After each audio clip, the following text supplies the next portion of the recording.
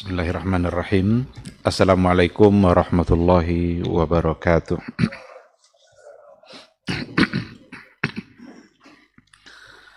Innal hamdalillah nahmaduhu wa nasta'inuhu wa nastaghfiruh wa na'udzu billahi min shururi anfusina wa min sayyiati a'malina. May yahdihillahu fala mudhillalah wa may yudlilhu falan tajida lahu waliyyan mursyida. Asyhadu an la ilaha illallah wahdahu la syarikalah wa asyhadu anna Muhammadan abduhu wa rasuluh la nabiyya wa la rasula ba'dah. Ma'asyiral hadirin wal hadirat, Bapak Ibu-ibu yang dimuliakan Allah, mari kita kembali bersyukur kepada Allah Subhanahu wa taala. Alhamdulillahirabbil alamin atas karunia dan izin dari Allah Subhanahu wa taala. Pada malam hari ini kita diberikan kemudahan oleh Allah untuk bermajelis dan untuk melaksanakan kewajiban-kewajiban agama kita. Mudah-mudahan ibadah maghrib yang sudah kita laksanakan dicatat sebagai amal saleh.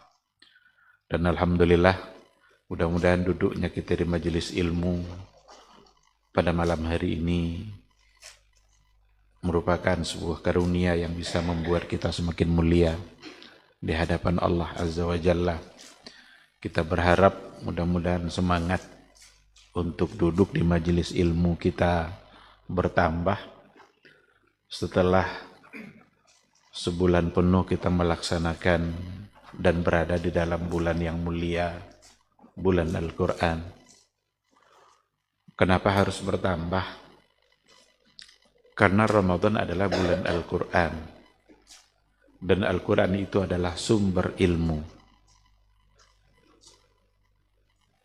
Maka dengan sebulan Ramadan yang sebagai bulan Al-Quran itu, mudah-mudahan semangat kita untuk menggali ilmu-ilmu Al-Quran itu semakin bertambah. Dan mari sama-sama kita buktikan semangat itu. Alhamdulillah, ini adalah kajian perdana kita di masjid ini untuk ba'da Ramadan, yang insya Allah mudah-mudahan tentu saja akan dilanjutkan di masa-masa yang akan datang. Ini mudah-mudahan adalah menjadi awal yang baik, semangat baru untuk mendapatkan ilmu yang sumbernya adalah Al-Quran dan Sunnah Rasulullah SAW. Sehingga waktu-waktu yang diberikan oleh Allah Subhanahu wa taala selalu untuk hal yang baik.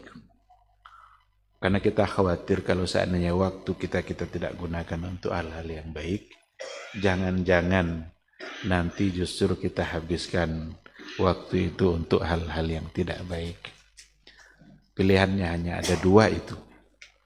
Kalau tidak untuk hal yang baik, berarti bisa-bisa digunakan untuk hal-hal yang tidak baik, dan semuanya akan dipertanggungjawabkan nanti di hadapan Allah Subhanahu wa ta'ala.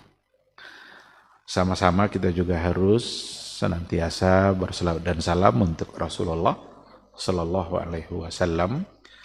Allahumma salli ala Muhammad wa ala ali Muhammad.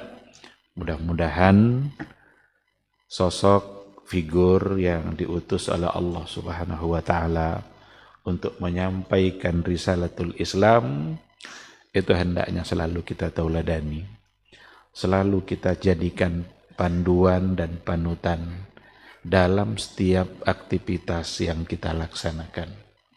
Apapun yang kita lakukan, hendaknya kita selalu mengukur kesesuaian dan kebenarannya dengan apa yang telah diajarkan oleh Rasul kita itu. Dan itulah bukti bahwa kita mencintainya. Kalau kita benar-benar mencintai beliau, kita ingin selalu serupa dan sama dengan dia. Coba saja kalau ada orang yang punya seseorang yang diidolakannya, umpamanya ada orang yang mengidolakan artis umpamanya, itu akan dicari-cari itu, apa warna favoritnya, apa makanan favoritnya, apa pakaian favoritnya. Kadang dipaksa-paksakan untuk ikut. Kenapa? Karena itu idolanya. Kalau idolanya itu dibolong-bolongkan ujung celananya di lutut itu dibolong-bolong pula sama dia celana dia. Karena itu idola dia. Jadi dia berupaya untuk menyesuaikan gaya dengan yang diidolakan tadi itu. Nah, padahal idola kita hanyalah Rasulullah Sallallahu Alaihi Wasallam. Oleh karena itu perlu kita sesuaikan pula apa makanan favoritnya, apa pakaiannya seperti apa, bagaimana dia hidup dalam berkeluarga. Kalau benar-benar kita mencintainya, maka cinta itulah yang mendorong kita untuk ingin sama seperti dia. Oleh karena itulah contoh kita, uswah kita hanyalah Rasulullah Sallallahu Alaihi Wasallam. Mudah-mudahan di akhirat kelak kita bisa mendapatkan syafaat, bisa mendapatkan pertolongan dari Rasulullah Sallallahu Alaihi Wasallam. Amin, amin ya Rabbal Alamin.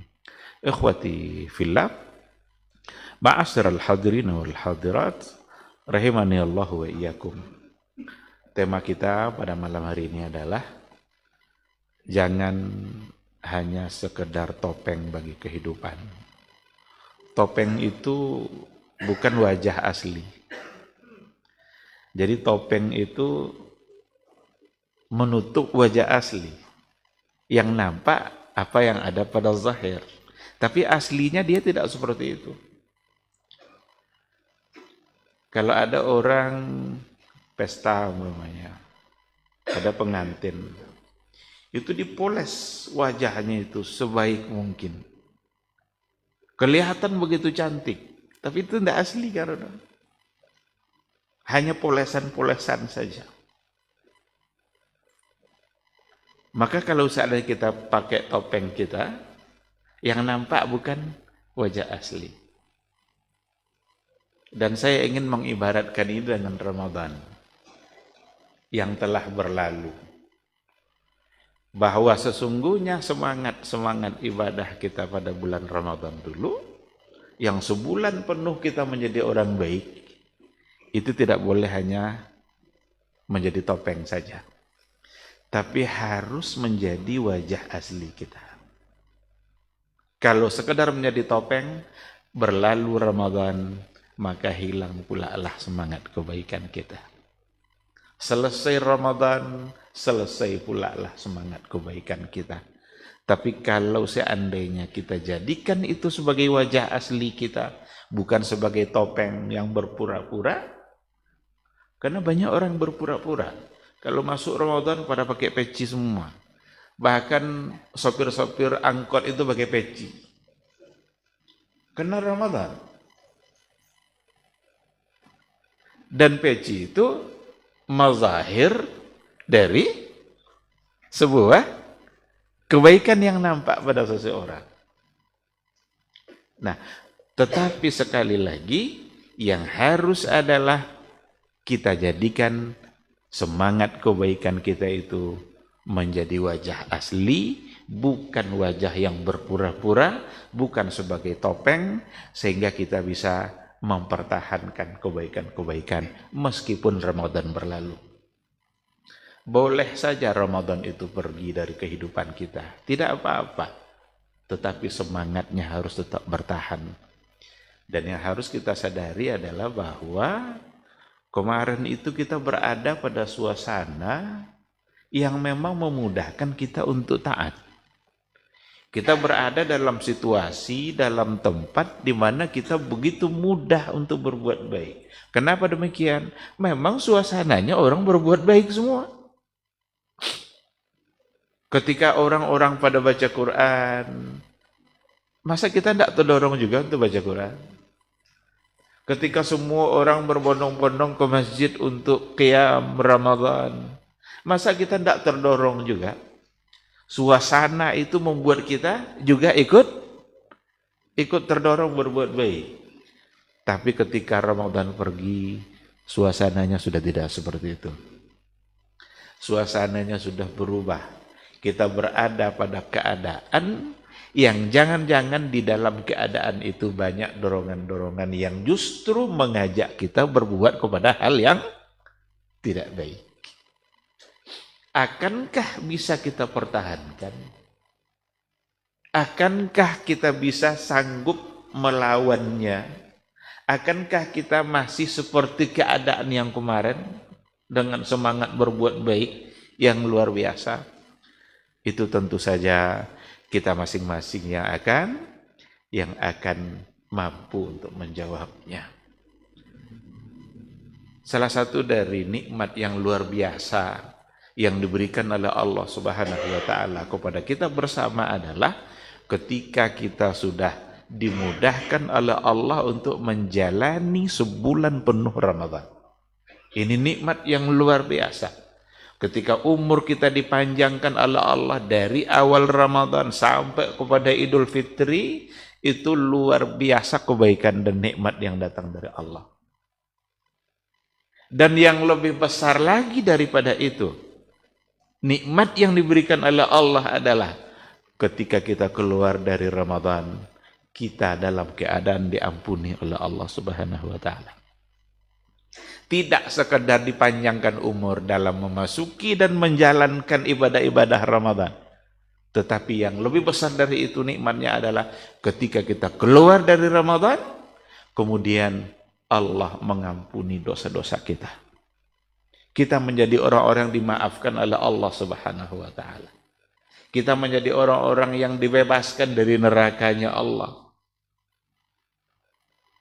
Akankah ketika kita keluar dengan penuh keampunan, ketika kita keluar dengan mendapatkan maaf dari Allah, akankah kita nodai kembali?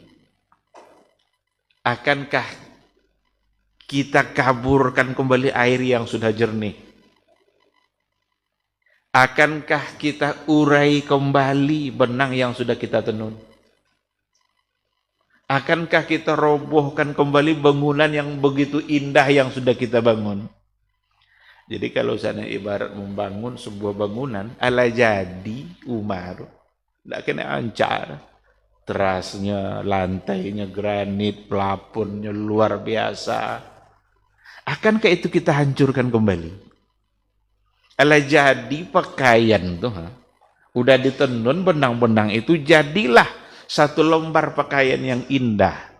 Akankah kita urai kembali benang yang sudah ditenun itu?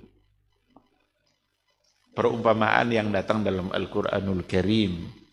Ada salah seorang perempuan digambarkan dalam Al-Quran, dan itu menjadi pelajaran bagi kita. Dalam surat An-Nahl ayat 92. Wala takunu kallati naqadat ghazlaha min ba'di quwwatin ankatha. Janganlah kalian seperti seorang perempuan yang menenun pakaiannya di pagi hari, lalu sorenya pakaian itu diurai kembali benang yang sudah ditenun tadi itu. Jadi dalam sebuah riwayat itu dikatakan perempuan di situ itu seperti yang ada dalam buku-buku tafsir, itu adalah seorang perempuan yang kaya raya, cuma dia agak lambat mendapatkan jodoh. Tiba-tiba ia dinikahi oleh seorang laki-laki yang ternyata niat laki-laki itu tidak baik. Niatnya hanya untuk menguasai harta perempuan tadi. Karena dia adalah perempuan yang kaya raya. Ketika harta sudah dikuasai oleh laki-laki tadi, dia sudah mendapatkan apa yang dia inginkan, lalu ia meninggalkan perempuan yang kaya tadi. Maka berubahlah pikiran perempuan itu. Stres. Dan kerjanya adalah pagi menenun, sore mengurai kembali. Berarti perbuatan seperti itu adalah perbuatan orang-orang yang akalnya kurang sehat. Oleh karena itu, ketika keampunan dari Allah sudah kita dapatkan selama Ramadan, lalu kita urai kembali dengan berbagai macam bentuk dosa dan kemaksiatan, berarti kita kurang? Kan itu tiba. Berarti akal kita kurang sehat. Setelah Allah berikan kita berbagai macam bentuk kebaikan, ibarat air bersih, air jernih, tetesan-tetesan noda kita letakkan pada air bersih tadi, sehingga kejernihannya hilang dan ia berubah menjadi air yang kotor. Berarti kalau itu perbuatan kita, maka sesungguhnya kita adalah bagaikan perempuan yang kurang sehat akalnya tadi itu, yang kerjanya pagi baik, sore merusak kebaikan itu. Ditenun kembali, sore diurai kembali. Wala takunu kallati naqadat ghazlaha min ba'di quwwatin ankasa. Selesai ditenunnya di pagi hari, sore diurai kembali. Sungguh itu perbuatan orang-orang stres, perbuatan orang-orang yang tidak sehat akalnya, dan betapa rugi dan celakanya kita kalau seandainya sifat itu ada pada kita ba'da Ramadan. Tapi mudah-mudahan kita semua dimudahkan oleh Allah Subhanahu wa taala untuk menjadikan semangat kebaikan dalam Ramadan kita itu menjadi wajah asli kita, bukan menjadi topeng yang menutupi wajah asli. Tapi wajah asli yang memang itulah kita. Dalam Ramadan begitu mudah kita untuk membaca Al-Qur'anul Karim. Di dalam Ramadan begitu mudah kita untuk menghidupkan malam kita. Di dalam Ramadan begitu mudah kita untuk berpuasa. Dan kita laksanakan semuanya adalah dengan iman dan wahtisaban. Dengan semangat iman dan penuh harap. Kenapa harus penuh harap? Karena Allah berjanji. Kalau kita mengharapkan kebaikan dari itu, berarti kita mengharapkan apa yang dijanjikan oleh Allah Subhanahu wa taala. Dan itu tidak bertentangan dengan keikhlasan. Kita berpuasa berharap agar dosa diampuni, memang Allah yang menjanjikan. Karena ada pula sebahagian dari kalangan orang-orang sufi yang mengatakan selagi kita mengharapkan kebaikan dari ibadah kita, berarti kita tidak ikhlas. Ikhlas itu apa? Murni hanya karena Allah. Sekarang mengharapkan dosa terampuni, mau masuk surga, berarti seolah-olah kita belum ikhlas. Itu ungkapan sebahagian orang-orang sufi yang tidak sesuai dengan apa yang ada pada hadis Rasulullah Sallallahu Alaihi Wasallam. Karena dalam ibadah kita harus ada al-khawfu war-raja. Bahkan ada 3, al-khawfu war-raja wal-mahabbah. Dalam kita beribadah itu ada khauf. Apa itu khauf? Rasa takut kita dengan ancaman-ancaman Allah Subhanahu wa taala. Maka kita berpuasa. Karena kalau tidak berpuasa, ada ancaman bagi orang-orang yang tidak berpuasa. Kita takut dengan ancaman itu. Lalu ada ar-raja. Raja ini adalah harapan. Kita mengharapkan apa yang dijanjikan oleh Allah dan dijanjikan oleh Rasulullah Sallallahu Alaihi Wasallam. Ketika dikatakan oleh Rasul kita, man sama Ramadana imanan wahtisaban, ghufira lahu ma taqaddama min dzambi. Siapa yang berpuasa dengan penuh iman, semangat iman dan penuh harap, maka diampunilah dosa-dosa yang telah berlalu. Sekarang boleh enggak kita berharap agar dosa kita diampuni? Ar-raja, ini yang raja, dan itu harus ada. Jangan sampai pula kita beribadah, ya pokoknya saya laksanakan aja lah Ramadan nih, apapun yang dapat nanti itu terserahlah. Seolah-olah tidak ada yang diharapkan. Padahal Allah berjanji, Rasul menyampaikan, ghufira lahu ma taqaddama min dzambi. Diampuni dosanya. Berarti kita berpuasa sambil mengharapkan mendapatkan keampunan, itu adalah sesuatu yang sejalan dengan syariat, dan itulah ar-raja. Dan yang ketiga adalah al-mahabbah. Dalam ibadah kita harus ada mahabbah, harus ada rasa cinta kita kepada yang memerintahkan ibadah itu, sehingga kita beribadah bukan karena terpaksa, bukan karena tidak datang dari keinginan hati kita, tapi datang dari cinta. Kalau kita melakukan sesuatu dengan penuh cinta, kita begitu menikmatinya. Tapi kalau seandainya kita beribadah kena terpaksa, lamo so sampai ke bukur. Dari pagi sampai berbuka tidak boleh makan, lamo so. Tapi karena cinta, maka selama itu biasa-biasa saja. Karena di dalamnya ada cinta dan kasih sayang Allah. Oleh karena itulah para ulama dulu, orang-orang terdahulu, cinta itulah yang membuat mereka ingin berlama-lama dalam ibadah. Dan imanan wahtisaban itu sesungguhnya harus lengket pada kita ba'da Ramadan. Dan untuk semua ibadah. Jadi bukan hanya untuk dalam ibadah Ramadan, dalam bulan puasa saja. Apapun kebaikan-kebaikan yang kita lakukan setelah Ramadan, berlalu Ramadan, kita pertahankan kebaikan-kebaikan itu. Dan itu mesti dengan semangat imanan wahtisaban. Kalau seandainya bukan karena iman, kalau bukan karena ihtisab, kalau bukan karena mahabbah, barangkali begitu mudah kita untuk meninggalkan sholat subuh. Kalau bukan karena cinta kita, kalau bukan karena iman kita, dan bukan pula karena penuh harap, begitu payah dan sulit kita untuk mengeluarkan harta-harta zakat kita. Kadang-kadang dicai-cai celah supaya tidak jadi bayu zakat. Maka ada namanya hilah. Dibahas oleh para ulama, ada hilah. Hilah itu berkilah, mengakal-akali. Dan itu bisa menjadi salah, padahal perbuatannya sebenarnya hukum asalnya boleh. Tapi kalau tujuannya adalah untuk berkilah, maka menjadi salah.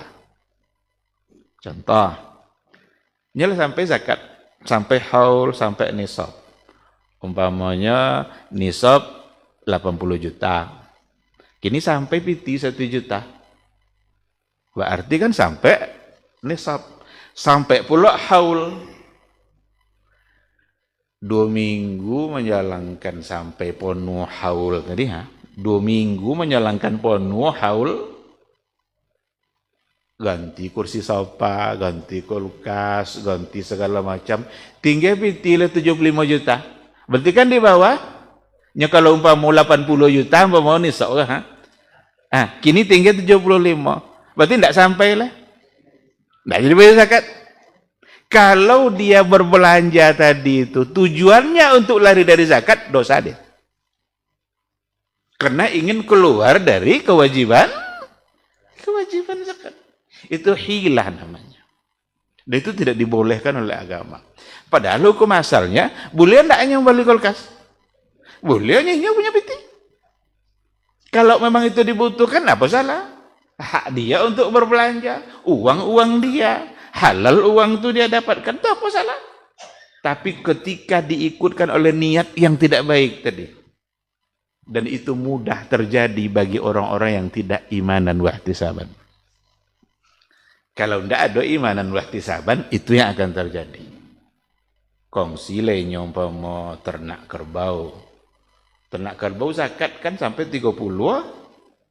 Bayu, nyoba dua punya bayu jero. Atas nama syarikah, musyarakah. Kini sampai kau bau 50, wajib tidak zakat? Wajibnya 30 batas.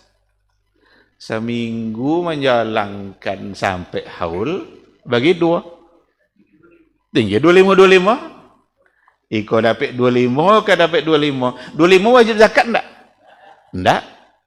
Kalau dia membagi-bagi tadi itu, tujuannya kena lari dari zakat, berdosa dia.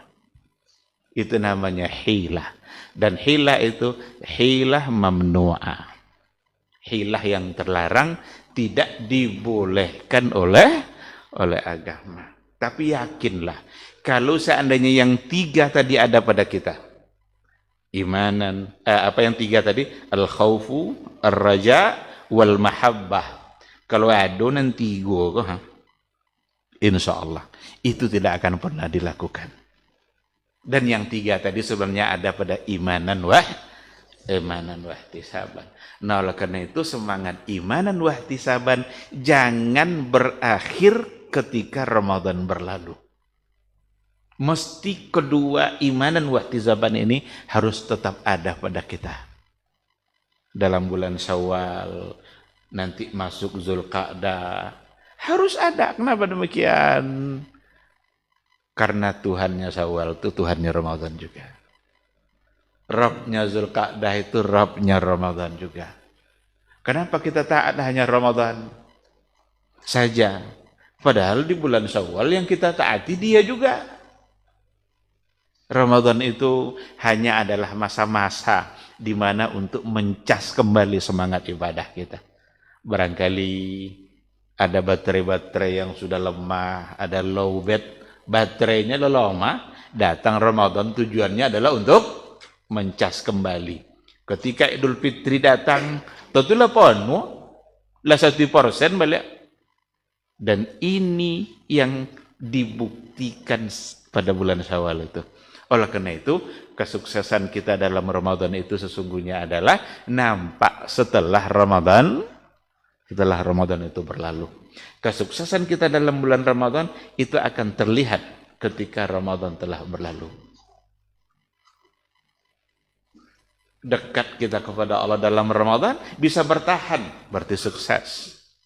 Semangat kita untuk membaca pesan-pesan Allah dalam Al-Quran, dan itu bisa bertahan. Itu adalah bagian dari cara membuktikan kesuksesan kita di dalam melaksanakan ibadah puasa. Ikhwati fillah, ma'asyaral hadirin wal hadirat, rahimani Allahu wa iyyakum. Oleh karena itu ada beberapa hal barangkali yang yang akan dapat nanti menghapus atau dapat merusak amal saleh. Ada banyak hal yang akan dapat merusak amal saleh kita. Apa saja itu? Banyak poinnya sebenarnya. Tapi bertingkat, nanti ada yang hal-hal yang paling asasi, paling parah. Dan itu kalau dilakukan akan bisa merusak, bahkan bisa menghapus. Apa di antaranya?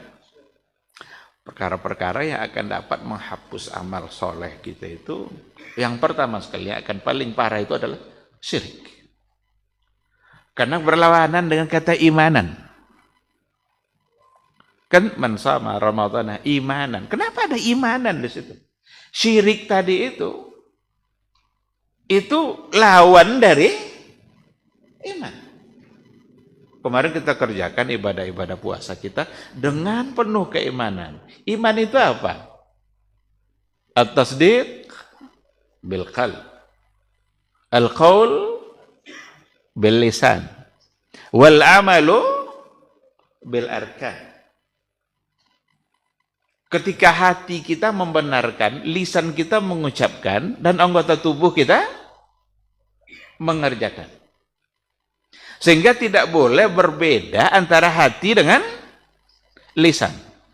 Tidak pula boleh berbeda antara lisan dengan perbuatan. Dia harus menjadi satu kesatuan. Kalau sudah mulai berbeda, nggak sama hati dengan lisan, bisa-bisa jadi munafik. Nifak. Nifak itu berarti iyonya lidah, endaknya hati. Itu Abdullah bin Ubay itu tak sekenek senyum ke Nabi kalau tasawuf. Senyum dia. Tapi di belakang Nabi dia menjadi penghalang dakwah. Dan nifak itu lebih parah. Kenapa demikian? Dua wajah. Kalau seandainya dia kufur, joleh status Yahudi, Nasrani umpamanya. Jelas status dia. Tidak mungkin kita memberikan cinta kita, cinta dalam artian syar'i, kepada mereka. Tapi munafik, Tidak jolim. Nyegolak sama Nabi. Tetapi di belakang dia menjadi penghalang dakwah Rasulullah Sallallahu Alaihi Wasallam. Sampai Umar bin Al-Khattab punya ke Nabi, ya Rasulullah, kalau boleh, kalau Rasul izinkan hanya ada penggal lehernya langsung danya. Izinkan dan ini. Kata Umar bin Al-Khattab. Apa kata Rasul? Janji. Saya khawatir nanti orang-orang mengatakan anna Muhammadan yaqtulu ashabah. Nanti orang-orang banyak ke menuduh bahwa Muhammad itu membunuh sahabatnya sendiri. Apa dek dibahasakan Nabi sahabat di situ? Berarti dokek aja Nabi kan? Ada kekhawatiran dari Rasulullah Sallallahu Alaihi Wasallam. Kenapa ada sebut nifak? Tidak sejalan antara hati dengan lisan. Apa yang kita yakini dari agama kita, itu juga lah yang ada di lisan kita, dan itu juga yang kita terapkan oleh amalul arkan kita, oleh anggota tubuh kita. Dalam berbagai hal, dalam persoalan ibadah, dalam persoalan akidah. Oleh karena itu dalam persoalan akidah apa? Ada perkara-perkara yang nanti masuk ke dalam sesuatu yang disebut dengan syirik. Ketika kita mengatakan la ilaha illallah, tetapi ternyata kita masih melakukan sesuatu yang bertentangan dengan makna la ilaha illallah. Berarti sudah tidak sejalan jadinya. Maka menjadi bertentangan dengan substansi dari istilah iman.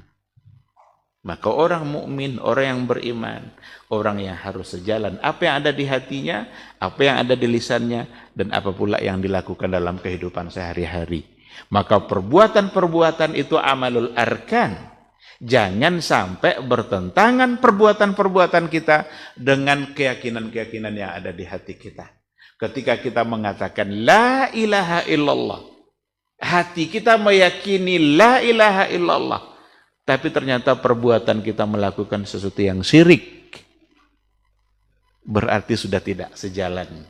Dan kalau sudah tidak sejalan, syirik itu adalah sesuatu yang dapat menghapus amal kita. La in asyrakta la yahbatanna amaluk wa la takunanna minal khasirin.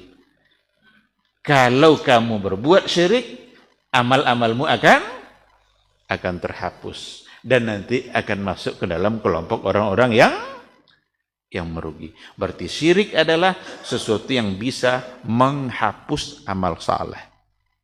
Jala banyak amal soleh, sebanyak apa ya lah. Tapi ketika sudah diikutkan dengan perbuatan syirik, jangan-jangan itu yang akan menghapus kebaikan.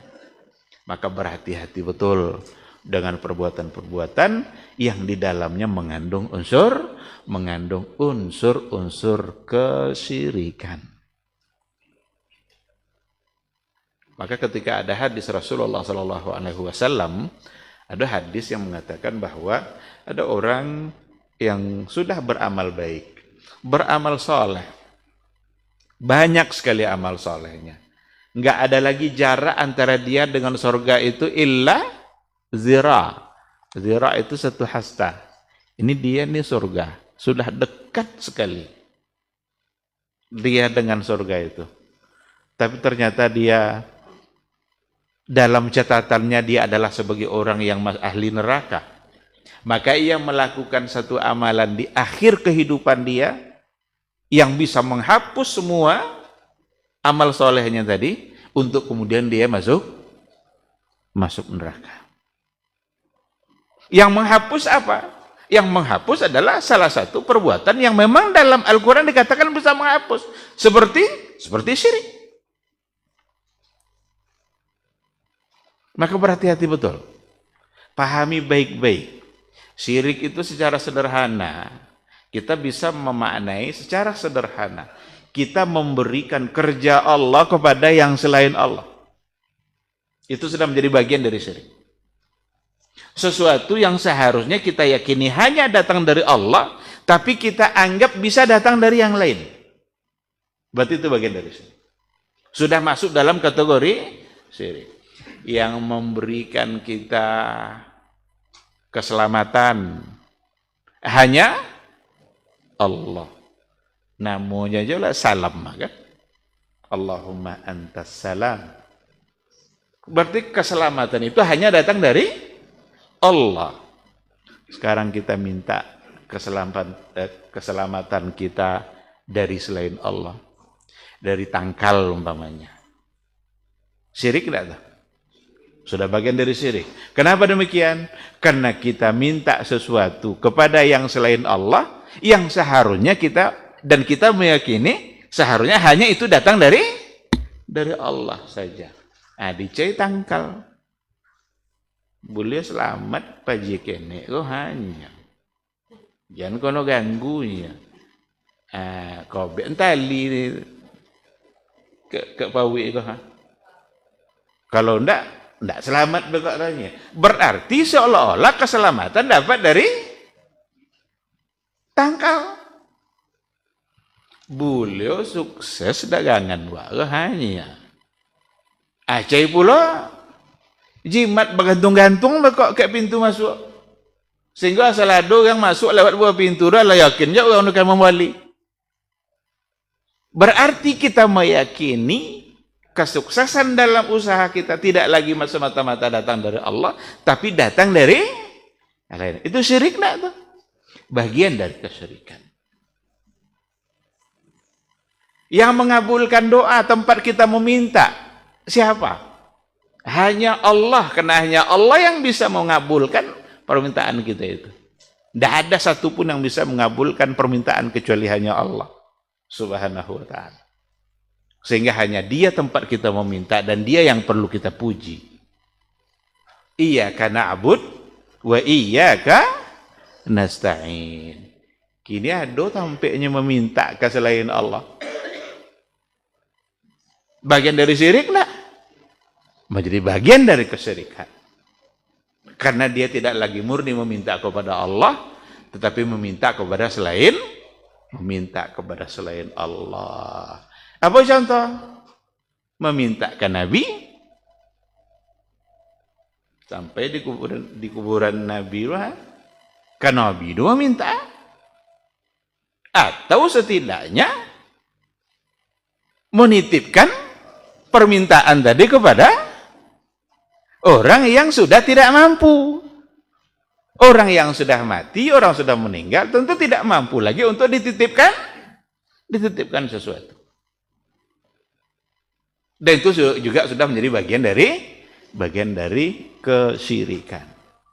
Walaupun kadang-kadang ada pembelaan dari sebagian orang yang mengatakan hal yang seperti itu tidak menjadi bagian dari kesyirikan. Tapi kita wajib meyakini dan harus kita pahami ini dalam persoalan tauhid. Tidak boleh kita sembarangan dalam persoalan ini. Kita kembalikan kepada apa yang ada pada Al-Quran dan Sunnah Rasulullah Sallallahu Alaihi Wasallam. Kalau umpamanya orangnya masih hidup, tapi tidak ada penawa ada, tidak ada ngau ada, bisa tidak? Nyidwi bau, pamo yawa masih duit, anak minta doa kayak ya tolong doa dan nak nikah minggu suanya pamo kan? Nah, kau nak memandang Kak Abdullah tu dek kebetulan mandang sekanya. Lah, nyayanya tan di mana-mana. Boleh enggak? Enggak ada ngudah ayah kan? Enggak boleh. Kenapa demikian? Enggak ada ngudah ayah.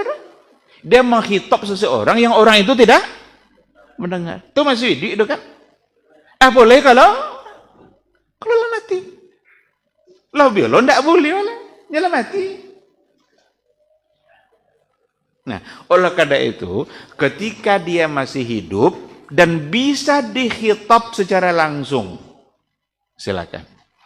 Ndak meminta ke inyo, minta inyo yang mendoakan. Awak punya kiai umpama, punya guru, kiai hebat kiai waduh. Ado depan awak, hei kiai, tolong doakan dan insya Allah berangkat umroh. Mudah-mudahan sukses dalam beribadah, lancar dalam beribadah. Nyor udah pernah awak? Bisa? Bisa. Kini awak ada sikonya dipakan. Sudah awak sholat. Angkat tangan, hei kiai. Tolong doakan dia. Nyotan dipakan nggak? Boleh ya? Masih hidup itu kan? Kalau masih hidup saja, tapi dengan kondisi seperti tadi, tidak boleh. Apalagi kalau sudah mati. Inilah yang banyak yang terjadi itu. Karena keramat-keramat yang dianggap tersemat pada seorang guru atau kiai tadi itu, maka dijadikan alasan untuk berdoa, dan sebenarnya yang seperti itu oleh agama tidak boleh. Karena bisa-bisa itu masuk dalam kategori syirik. Dan syirik itu lain asyrakta la yahbatanna amaluk.